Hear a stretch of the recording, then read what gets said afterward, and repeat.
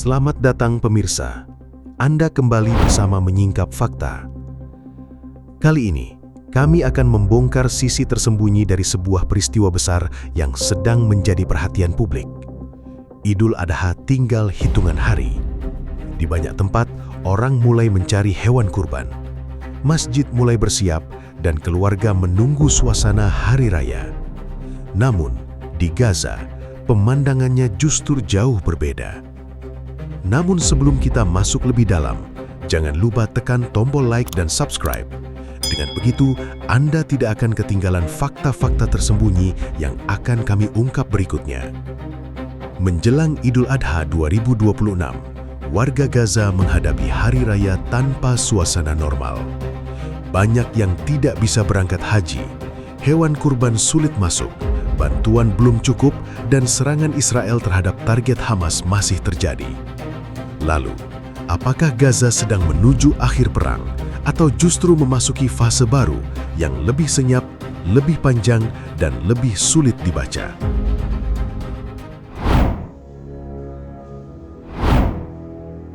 Idul Adha 1447 Hijriah ditetapkan pemerintah Indonesia jatuh pada Rabu 27 Mei 2026.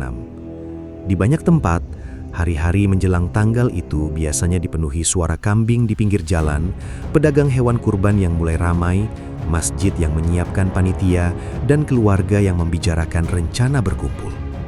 Suasana seperti ini terasa akrab, hangat, dan mudah dibayangkan. Tapi pada saat yang sama, di Gaza, hari raya datang dengan wajah yang sama sekali berbeda. Pada 20 Mei 2026, laporan Reuters memperlihatkan suasana Gaza yang jauh dari normal. Warga tidak hanya menghadapi reruntuhan bangunan dan antrian bantuan, mereka juga menghadapi kenyataan bahwa jalan menuju Mekah hampir tertutup. Sebelum perang Israel dan Hamas meletus pada 2023, lebih dari 3.000 warga Gaza bisa berangkat haji setiap tahun. Mereka meninggalkan rumah, menyeberang perbatasan, lalu memulai perjalanan ibadah yang selama ini menjadi impian banyak keluarga. Kini perjalanan itu berubah menjadi sesuatu yang sangat sulit. Rafah memang sempat dibuka sebagian, namun pembukaan itu tidak membuat warga bisa bergerak bebas. Pergerakan keluar Gaza tetap dibatasi ketat dan lebih banyak diprioritaskan untuk kasus kemanusiaan tertentu. Artinya, bagi banyak warga, Idul Adha bukan lagi tentang menunggu kabar keberangkatan haji, melainkan tentang menerima kenyataan bahwa pintu perjalanan masih belum benar-benar terbuka. Kondisi kurban pun tidak kalah berat. Pada 20 Mei 2026, Kementerian Pertanian Gaza menyebut bahwa untuk tahun ketiga berturut-turut, warga tidak bisa menjalankan kurban secara normal. Sebelum perang, Gaza biasa mengimpor puluhan ribu hewan hidup menjelang Idul Adha. Pasar hewan bergerak, pedagang bersiap, dan keluarga memilih sapi atau kambing sesuai kemampuan. Sekarang, sektor peternakan hancur, impor hewan hidup masih dibatasi, dan yang lebih banyak masuk justru produk hewani olahan, bukan hewan kurban. Dari titik ini, perang Gaza terlihat lebih dekat dengan kehidupan sehari-hari. Ia tidak hanya hadir lewat suara ledakan, pesawat, drone, atau tank. Ia muncul di pintu perbatasan yang sulit ditembus, di pasar hewan yang kosong, di dapur keluarga yang menunggu bantuan, dan di masjid yang menyambut hari raya dalam keadaan terluka. Inilah yang membuat Idul Adha 2026 menjadi momen yang berbeda. Hari raya yang biasanya identik dengan pengorbanan, kebersamaan, dan rasa syukur, di Gaza justru berubah menjadi cermin dari tekanan panjang. Warga tidak sedang menghitung berapa hewan yang akan disembelih. Mereka sedang menghitung sisa makanan, peluang keluar untuk berobat, dan kemungkinan bertahan sampai hari berikutnya. Di permukaan, Gaza sedang menunggu datangnya Idul Adha. Namun di balik suasana itu, ada kehidupan yang terus menyempit. Perang telah masuk ke bagian paling dasar dari hidup manusia, sampai ibadah, perjalanan, makanan, dan tradisi keluarga pun ikut terhimpit oleh konflik yang belum berakhir. Bahkan sebelum hari raya tiba, suasana itu sudah terasa berat. Bukan karena warga kehilangan makna Idul Adha, tetapi karena keadaan membuat makna itu hadir dalam bentuk yang lebih sunyi. Di tengah pasar yang tidak lagi ramai, keluarga-keluarga tetap mencoba bertahan dengan apa yang tersisa. Mereka menjaga harapan kecil meski ruang untuk hidup normal semakin tipis dari hari ke hari. Di lorong-lorong sempit, percakapan tentang kurban berganti menjadi percakapan tentang tepung, air bersih, obat, dan kabar keluarga yang belum ditemukan di reruntuhan yang masih panas.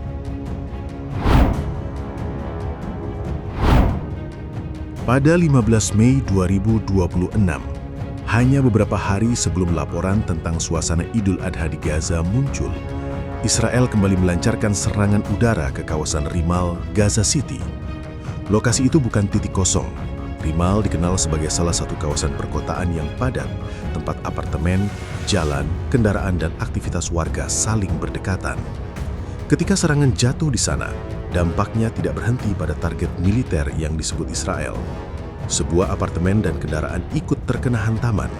Sedikitnya 7 orang tewas, termasuk seorang anak dan 3 perempuan. Sementara sekitar 50 orang lainnya terluka. Target utama serangan itu adalah Izz al-Din al-Haddad. Nama ini penting karena ia disebut sebagai kepala sayap bersenjata Hamas di Gaza. Setelah Muhammad Sinwar tewas pada Mei 2025, posisi komando di dalam jaringan bersenjata Hamas berubah, dan Haddad muncul sebagai salah satu figur yang paling diperhatikan Israel. Bagi Israel, tokoh seperti ini bukan sekedar nama dalam struktur organisasi. Ia dianggap bagian dari mesin militer yang masih bisa mengatur serangan, menjaga jaringan, dan membantu Hamas bertahan setelah perang panjang menghancurkan banyak infrastrukturnya. Serangan 15 Mei 2026 memperlihatkan cara Israel membaca fase baru Gaza. Israel tidak hanya mengejar bangunan, gudang, atau titik peluncuran. Israel juga menekan orang-orang yang dianggap menjadi penghubung antara perintah, senjata, dan operasi lapangan. Dalam logika keamanan Israel, selama jaringan komando Hamas masih hidup, Gaza belum bisa dianggap tenang. Walaupun pertempuran besar tidak selalu terlihat setiap hari, ancaman dinilai tetap ada selama figur seperti Haddad masih bisa bergerak, bersembunyi, atau memberi arahan. Pada 16 Mei 2026, Hamas mengkonfirmasi kematian Haddad.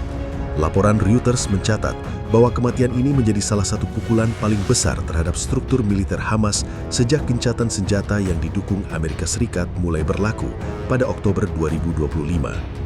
Kalimat ini penting karena menunjukkan bahwa jeda perang tidak berarti semua operasi berhenti. Di atas kertas, ada upaya menahan konflik agar tidak kembali meledak besar. Namun di lapangan, Israel masih menjalankan operasi terarah terhadap figur yang dianggap berbahaya. Dari sisi Israel, serangan ini juga membawa pesan politik dan psikologis.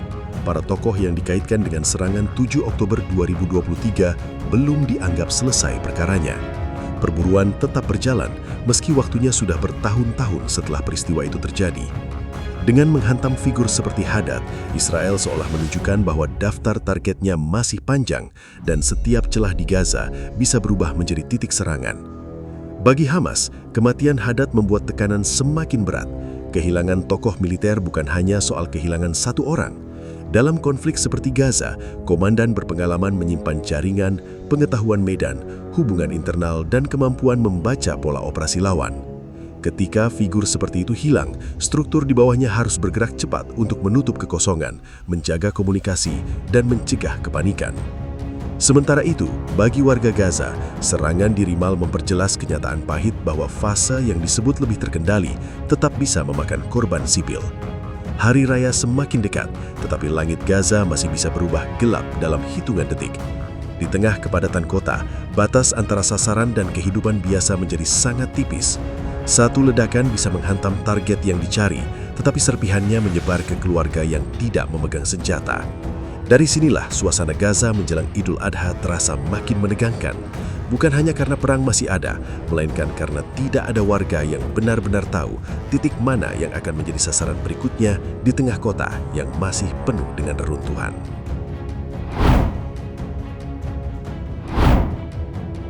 Pada 17 Mei 2026, 2 hari setelah serangan di Rimal, Gaza kembali dihantam dari beberapa arah. Petugas medis Gaza melaporkan sedikitnya 8 warga Palestina tewas. Titiknya tersebar, mulai dari Gaza City, Khan Yunus, sampai area dekat rumah sakit Al-Aqsa di Deir al-Balah. Pola ini membuat situasi terlihat lebih rumit, karena serangan tidak hanya muncul di satu kawasan, melainkan berpindah mengikuti titik yang dianggap penting oleh militer Israel. Militer Israel menyatakan sasaran pada hari itu adalah militan, termasuk seorang komandan Hamas yang terlibat dalam pengembangan rudal anti-tank. Keterangan ini memperlihatkan bahwa fokus Israel belum berhenti pada tokoh besar saja. Jaringan teknis Hamas juga ikut diburu, terutama kemampuan yang bisa mengancam pasukan di darat. Rudal anti-tank menjadi penting karena senjata seperti ini dapat mengubah pergerakan pasukan, memperlambat operasi, dan membuat setiap patroli di Gaza menjadi lebih berisiko. Dari rangkaian 15, 16, dan 17 Mei 2026, terlihat satu pola besar. Perang tidak selalu muncul sebagai gelombang serangan raksasa seperti pada fase awal. Bentuknya kini lebih terukur, lebih tersebar, dan lebih sulit dibaca warga biasa. Ada hari ketika targetnya adalah komandan senior. Ada hari ketika sasaran disebut berkaitan dengan kemampuan senjata. Ada pula hari ketika tekanan terasa lewat jalur bantuan, pembatasan gerak, dan negosiasi yang tidak bergerak maju. Pada 20 Mei 2026, Reuters mencatat bahwa pembicaraan tidak langsung antara Israel dan Hamas masih mandek. Dua isu paling keras tetap sama, yaitu pelucutan senjata Hamas dan penarikan Israel dari Gaza. Di atas kertas, dua hal ini terdengar seperti poin negosiasi, namun di lapangan, keduanya menentukan nasib jutaan orang. Selama belum ada titik temu, warga tetap hidup di antara jeda yang rapuh dan ancaman serangan yang bisa datang kapan saja. Pada tanggal yang sama, perbedaan klaim soal bantuan juga semakin terlihat. Otoritas Israel yang mengurus urusan sipil di wilayah Palestina menyatakan pasokan makanan dan bantuan sudah masuk ke Gaza. Namun Hamas dan Perserikatan Bangsa-Bangsa menyebut jumlah pengiriman masih jauh dari kebutuhan. Inilah bagian yang sering luput dari pembacaan perang. Gaza bukan hanya diperebutkan lewat senjata, tetapi juga lewat akses. Siapa yang mengatur pintu masuk, siapa yang menentukan daftar bantuan, dan siapa yang bisa bergerak keluar menjadi bagian dari konflik itu sendiri. Menjelang 27 Mei 2026, tekanan ini berkumpul dalam satu momen yang sangat sensitif. Idul Adha biasanya menghadirkan kurban, perjalanan ibadah, dan keluarga yang saling menguatkan. Di Gaza, semua itu hadir dalam bentuk yang terpotong. Hewan kurban sulit masuk, haji nyaris mustahil bagi banyak warga, bantuan belum cukup, serangan masih terjadi. Kehidupan yang dulu punya ritme sosial dan keagamaan, kini berjalan di bawah bayang-bayang keputusan militer, perbatasan, dan meja negosiasi. Di permukaan, perang Gaza tampak tidak selalu meledak besar setiap hari, tetapi di bawahnya, tekanan tetap bergerak. Israel mengejar sisa struktur Hamas. Hamas berusaha bertahan di tengah kehilangan tokoh dan ruang gerak.